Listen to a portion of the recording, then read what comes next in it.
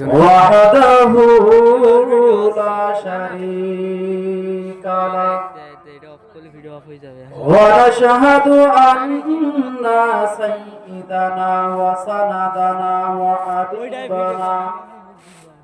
وحبيب ربنا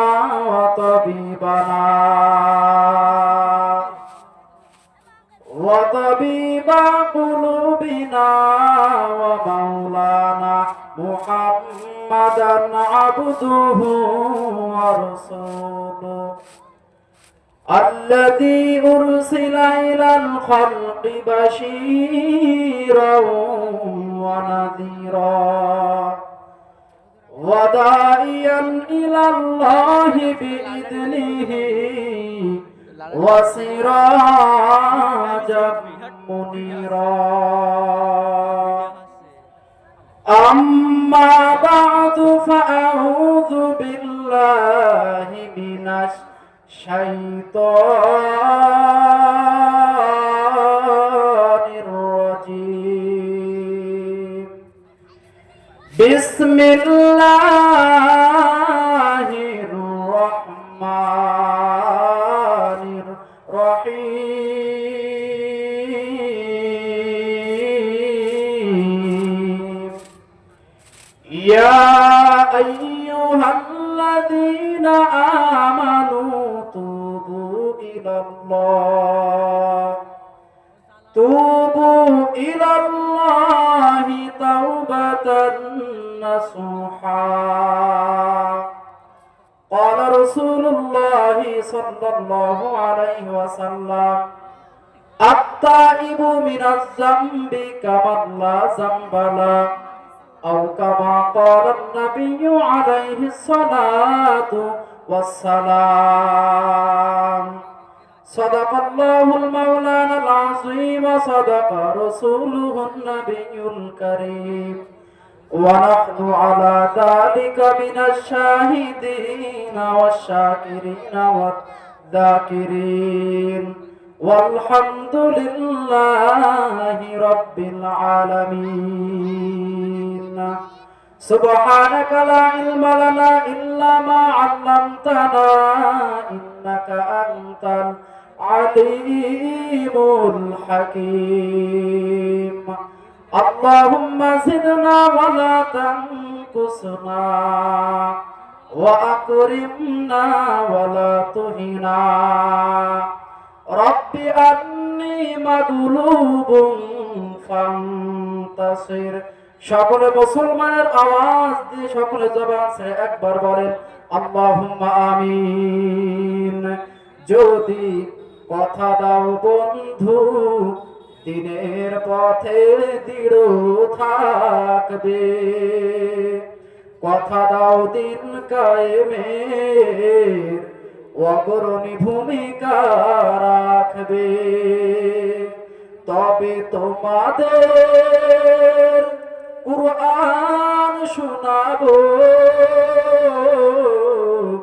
যে কোরআনে হৃদয়টা জাগবে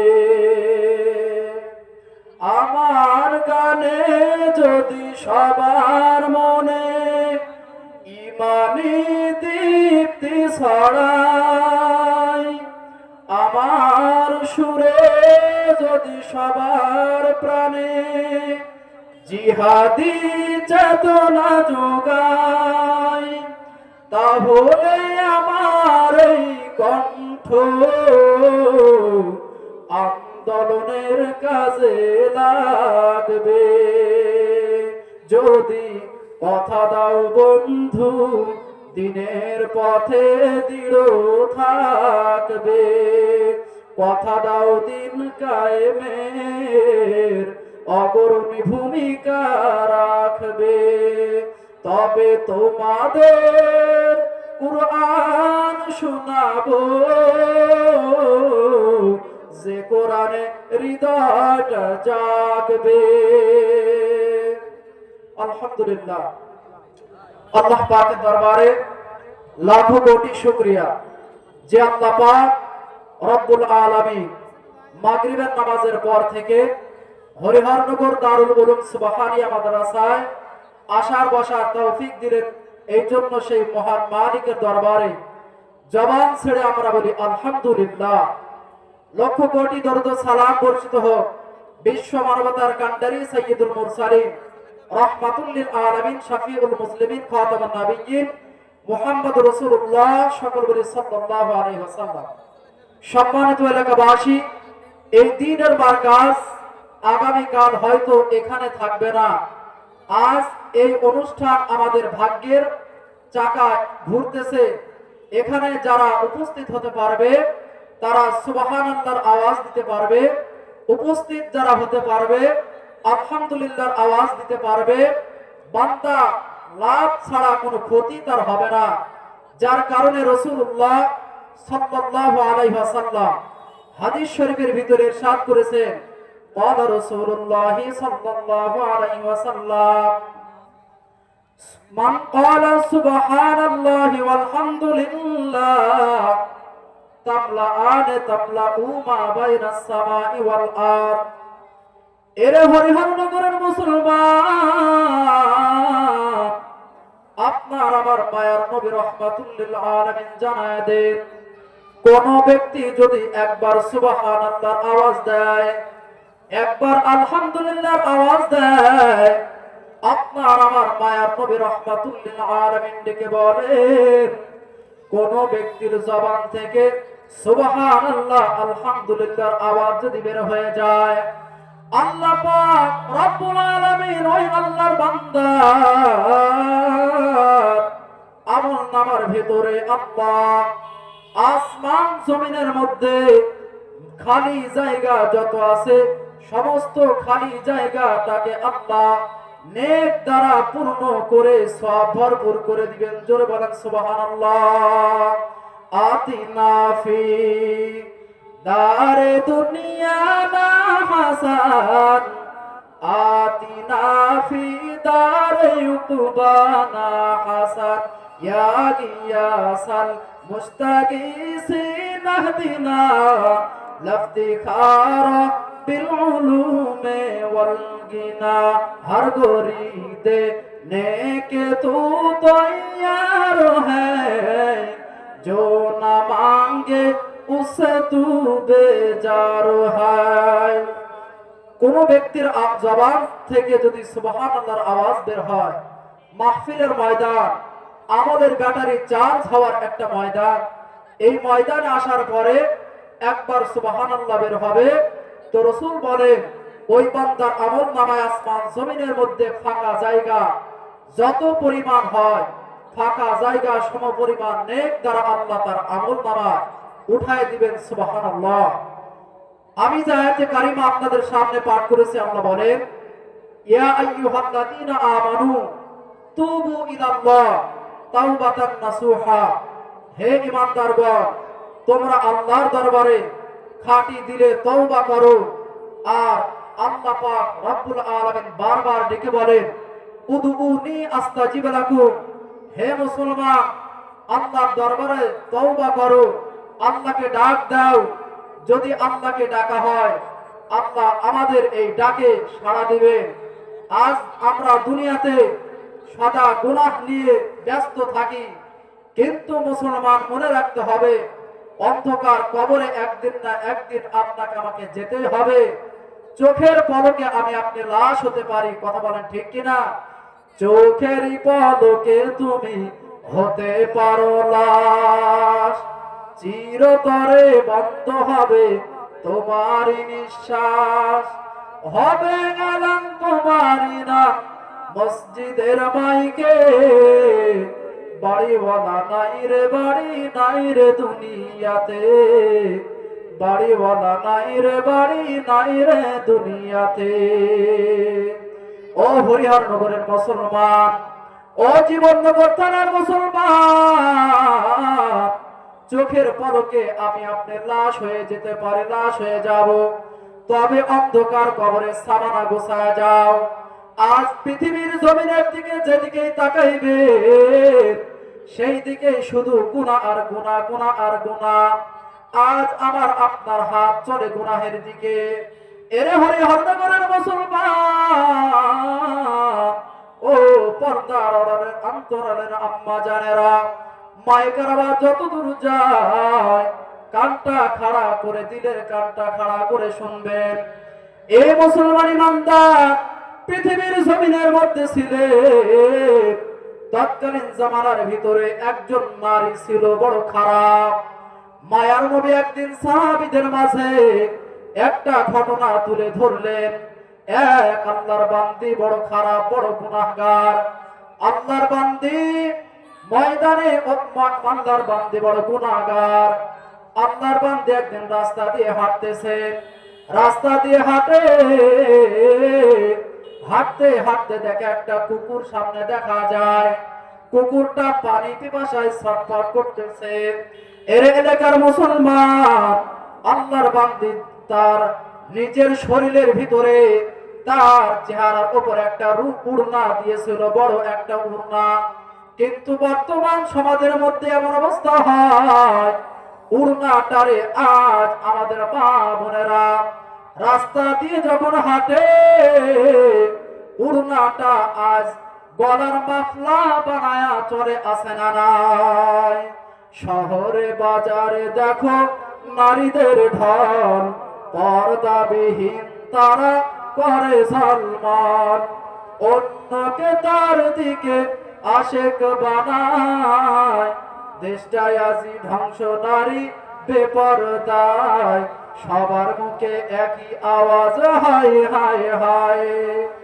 ইবলিসে আদম বাংলাদেশে আগমন হয়েছে নারীর ভেষে, দলে দলে নিয়ে নারী মেলা মিলায়, পার্কে বসিয়া ওরা মেলা মিলায়। দেশটায় আজি ধ্বংস নারী বেপরদায়, সবার মুখে একই আওয়াজ হায় হায় হায়। কথা কন ঠিক কিনা? সত্যে খাসলত মর্দে না দারানিশা, সহবতে সবয়াও রঘুবত বাজানা।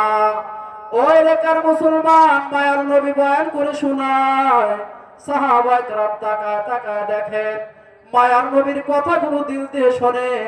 নবী আমার ডেকে বলেন, ওই আল্লাহর বান্দি বড় গুনাহগার।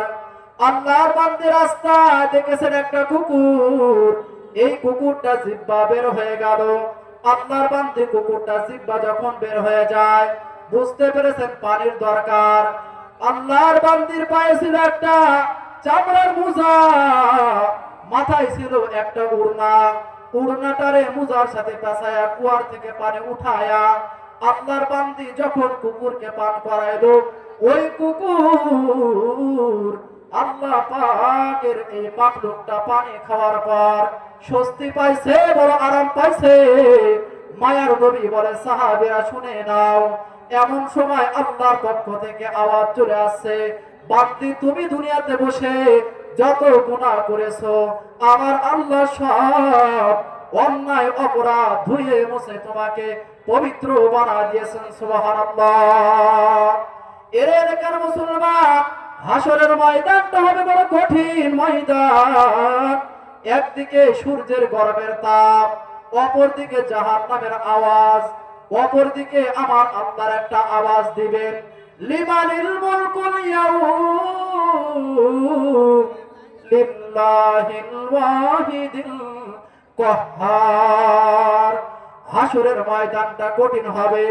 আমার আপনার মায়ার নবীর কিনারায় উম্মতেরা যাবে, নবী নাফসি, নবী বলবেন রব্বি হাবলি উম্মতি। প্রত্যেকটা পয়গম্বরের কিনারায় পয়গম্বরগণদের উম্মতেরা যাবে, তারা নিজেকে নাফসি নাফসি বলবে। কিন্তু নবী আমার হাসরের ময়দানে বলতে থাকবে রব্বি হাবলি উম্মতি, রব্বি হাবলি উম্মতি। নবী নবী করে আর কত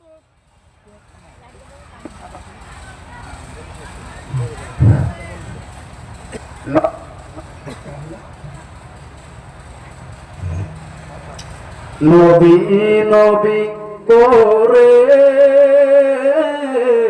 আর কত কাল আমি কাঁদব, নবী নবী করে